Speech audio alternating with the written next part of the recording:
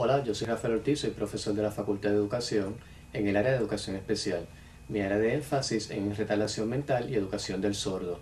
Actualmente trabajo como profesor en el área de metodología y enseñanza de la comunicación para niños sordos. He trabajado muchos años como maestro de educación especial, particularmente en la niñez temprana. Ese es el tema que nos ocupa. Tenemos que trabajar en coordinación con los maestros regulares para poder desarrollar una intervención temprana adecuada en niños con impedimentos. Este concepto de niños con impedimentos ha variado a través del tiempo. Hubo una época en que se llamaban niños con necesidades especiales. Nos hemos dado cuenta de que todos los niños tienen necesidades especiales. En ese sentido es importante que como maestros de educación especial o maestros de niños regulares estemos pendientes de esos indicadores de los niños en relación a cuáles son sus actitudes, cuál es su comportamiento, cuál es su ejecución. Esas observaciones que vamos a hacer nos van a dar mucha información para poder trabajar con ellos de manera adecuada. Todos los niños son diferentes, existen diferentes condiciones. Dentro de cada condición de impedimentos existen a su vez diferentes niveles de severidad. Dependiendo de ese nivel de severidad va a ser el nivel de intervención que nosotros vamos a tener. La educación especial lleva muchísimos años. Si nos preguntamos desde qué época la educación especial existe, bueno, que se tenga conocimiento en el siglo XVI con el Jean Itard, que fue la primera persona que educó a un niño con impedimentos, que era el niño, se conocía como Víctor, que es el niño salvaje de Aveyron en Francia. Y a él se le conoce como el padre de la educación especial.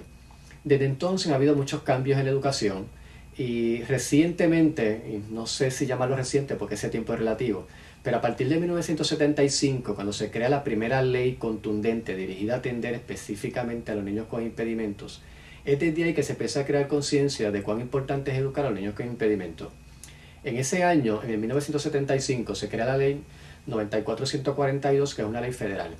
2 años después, en el 1977, se crea una ley estatal conocida como la Ley 21.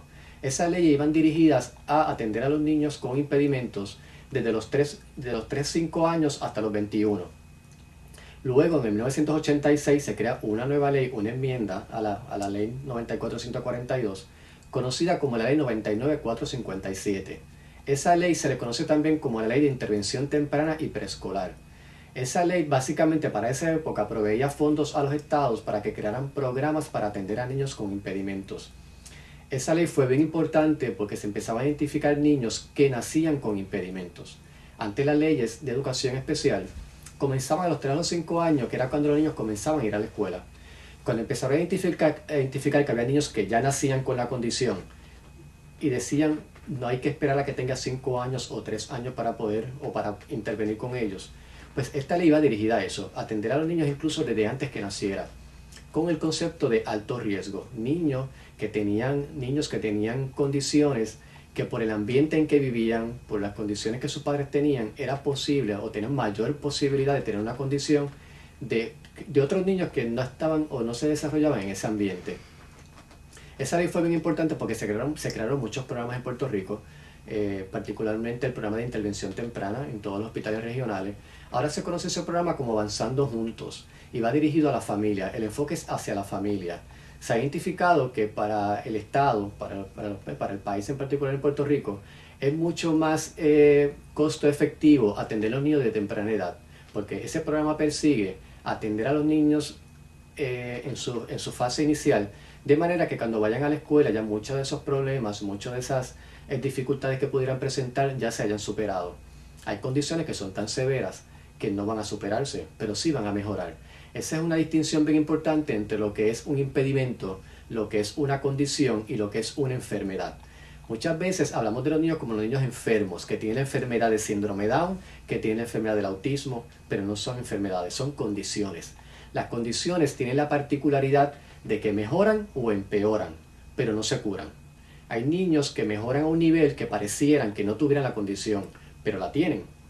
Diferente a las enfermedades se curan. Un catarro se cura, se eliminó, puede ser que repita, pero ya no lo va a tener. Así que las condiciones o impedimentos es lo que es la ley 94-142, que fue revisada eventualmente y se conoce actualmente como la ley IDEA, que es Individual with Disability Education Improvement Act. Esa es la última ley que fue aprobada recientemente y que persigue atemperar la educación especial con la ley No Child Left Behind. Esos son dos elementos bien importantes, que un reto que actualmente los maestros de educación especial estamos afrontando, de cómo podemos evaluar a los niños con impedimentos en igual de condiciones o con los mismos parámetros que se miden a los niños sin impedimentos. Actualmente se han trabajado muchas propuestas,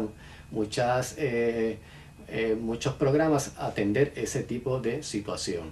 Es importante que los maestros regulares que atienden a niños con impedimentos no los vean como una clase aparte, sino que los vean como niños con necesidades particulares, igual que la tienen los niños sin impedimentos, de manera que puedan integrarlos a sus clases regulares. Para muchos maestros, decirle que van a atender a un niño con impedimento dentro de su grupo se convierte en un problema, por desconocimiento, porque piensan que es mucho más trabajo, un poco por temor a las leyes, a las demandas que se suscitan debido a eso.